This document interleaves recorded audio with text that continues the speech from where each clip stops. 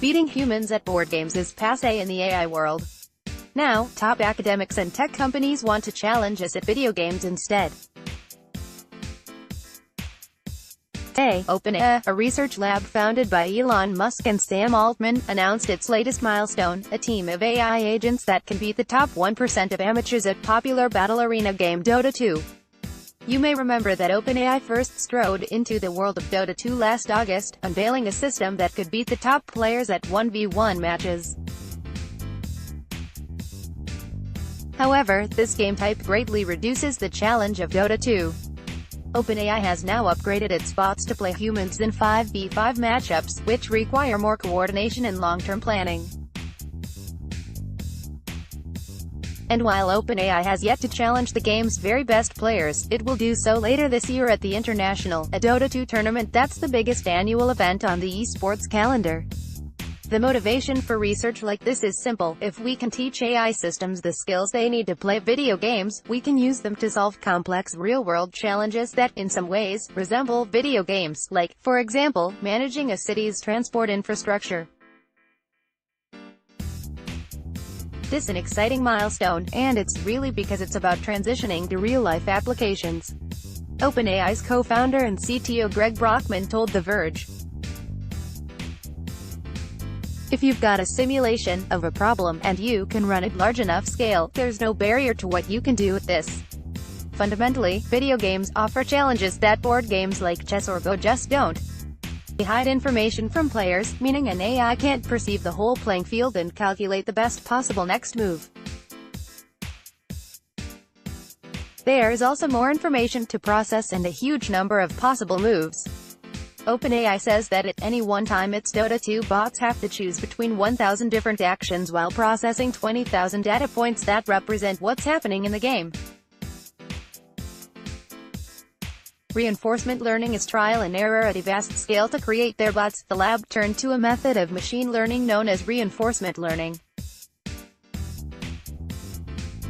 This is a deceptively simple technique that can produce complex behavior.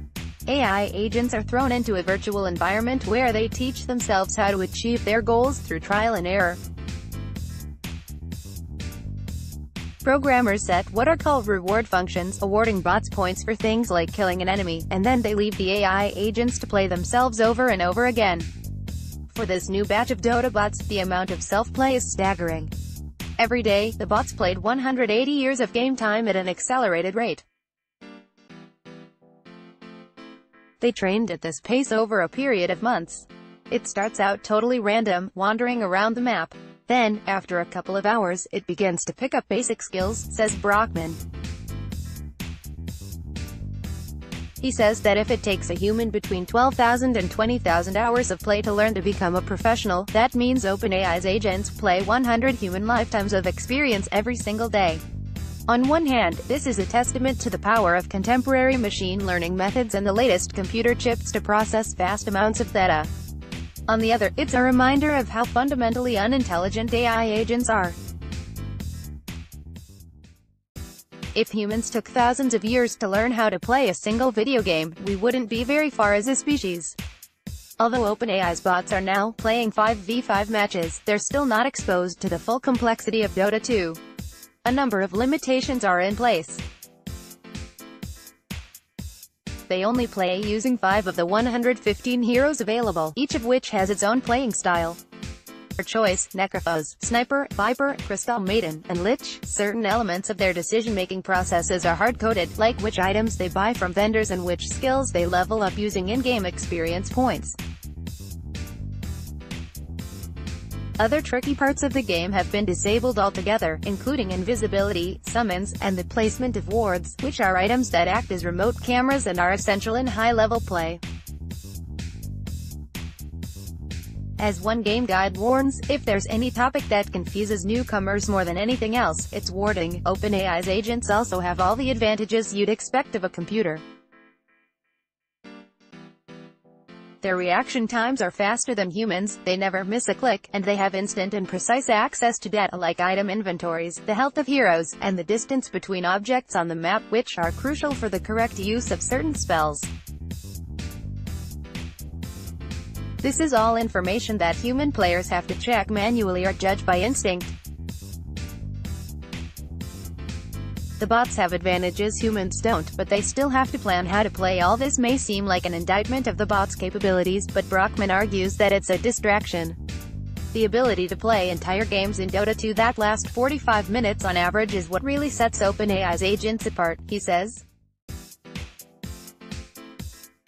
This sort of long-term planning was thought to be difficult or even impossible to teach through reinforcement learning, but OpenAI's work suggests otherwise. Brockman says the main reason for their success is simply that they've brought more computer power to bear on the problem. It is really about the scale, he says. Andreas Theodorou, an AI researcher at the University of Bath who uses computer games to study collaboration, says the latest research on 5v5 games is a big step forward, although he notes that perhaps the most significant achievement is OpenAI's use of visualizations to debug their agents. These interactive visualizations can be seen here. These techniques show how even reinforcement learning and machine learning systems, in general, can be transparent. Theodorou told The Verge. These add-ons increase the value of the system, he says, especially for educational purposes. The researchers' use of a separate reward function to encourage the bots to work together was also notable, says Theodorou. This reward function was labeled Team Spirit, and it was increased over the course of each match. The bots start each game pursuing individual goals, like racking up kills, but as time goes on, they focus more on shared objectives. Brockman says, unlike with human players, that means there's absolutely no ego involved. The bots are totally willing to sacrifice a lane or abandon a hero for the greater good, he tells The Verge. For fun, we had a human drop in to replace one of the bots. We hadn't trained them to do anything special, but he said he just felt so well supported. Anything he wanted, the bots got him. OpenAI's team of bots have currently played 5 multi-game matches against amateur and semi-pro teams, winning 4 and drawing 1. But their greatest challenge will come later this year at the International. Can machines with perfect timing and no ego match the fluid and intuitive play of human professionals? At this point, it's any one game.